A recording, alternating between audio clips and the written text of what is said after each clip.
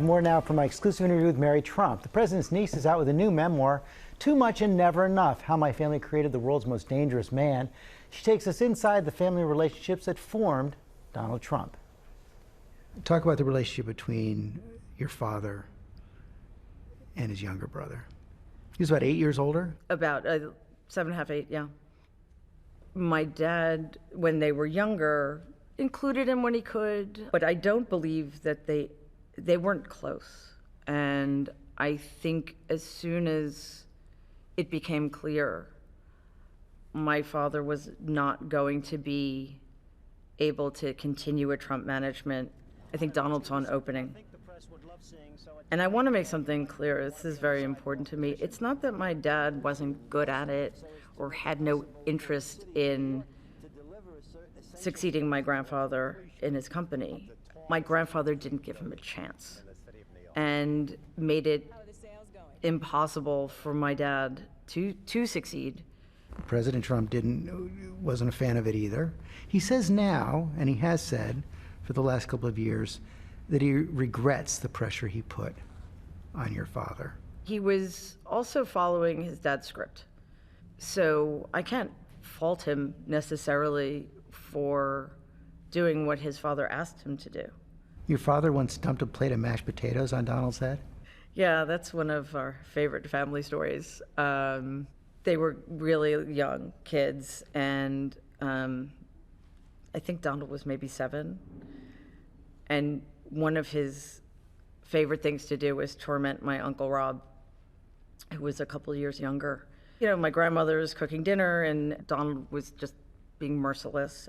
And finally, my dad had no other option but to pick up a bowl of potatoes, mashed potatoes, and just dump it on his little brother's head.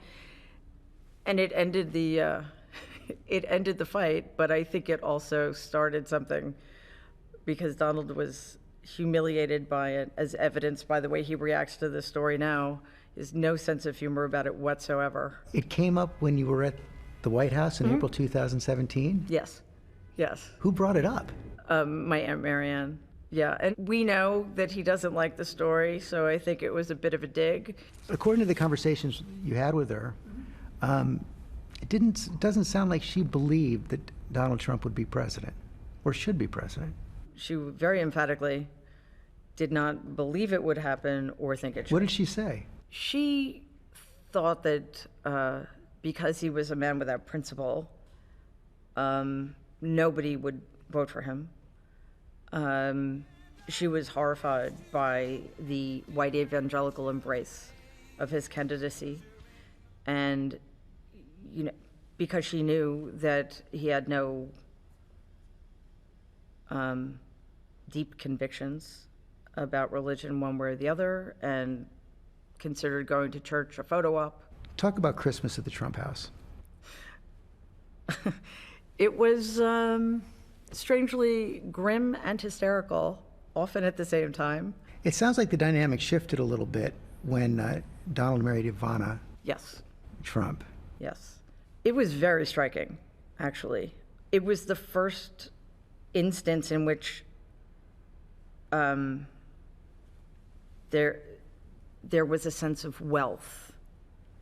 You know, the way they dressed, the way they just sort of entered the house, the hair, the makeup, the expensive suits. The presents sort of gave me and my brother and cousin David a way to bond.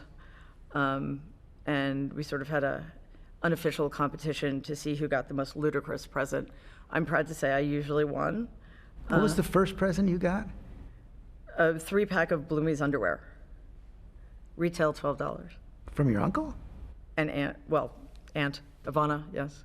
What's interesting, though, is before that, I have no idea what Donald ever got me. So at least it was remarkable. Many years later, you're an adult, you've graduated college, and Donald Trump actually hires you Yes. to write the sequel to The Art of the Deal, The Art of the Comeback. What happens?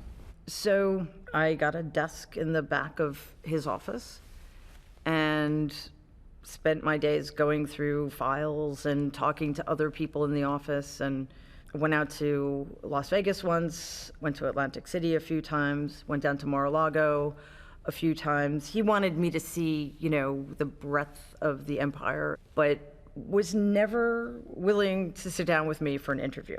This is a book about his comeback after very difficult, 2 or 3 years of serial bankruptcies. And because he wouldn't speak to me in terms of the book, there was no way for me to know what hand he had had in anything, what his strategies were, what his plans were for the future. He sent you materials, though, right? Only once, but it turned out to be a transcript of some stream of consciousness stuff that he had spoken into a tape recorder, and it was almost exclusively about women. Women he dated, women he wanted to date but wouldn't date him, not that he put it on those terms. Women who probably because they rejected him, he disdained. The New York Times review of your book concludes saying it's been written from pain and designed to hurt. Fair critique? No. Written from pain, absolutely. Hurting wasn't it wasn't a goal. It wasn't an intention. If telling the truth, if telling the stories as I remember them, as they were told to me, causes pain, then the people who participated in them need to look to themselves. Pain, maybe not, but she is very clear that she wants Donald Trump defeated, and that's part of the reason she's written this book. I should add, she worked on Donald Trump's memoir, but actually was fired by the editor without ever having written a word. Wow. Yeah. All right, it is fascinating. All right, thank you, George. Well, hey there, GMA fans. Robin Roberts here. Thanks for checking out our YouTube channel. Lots of great stuff here. So go on, click the subscribe button right over here to get more of awesome videos and content from GMA every day, anytime. We thank you for watching, and we'll see you in the morning on GMA.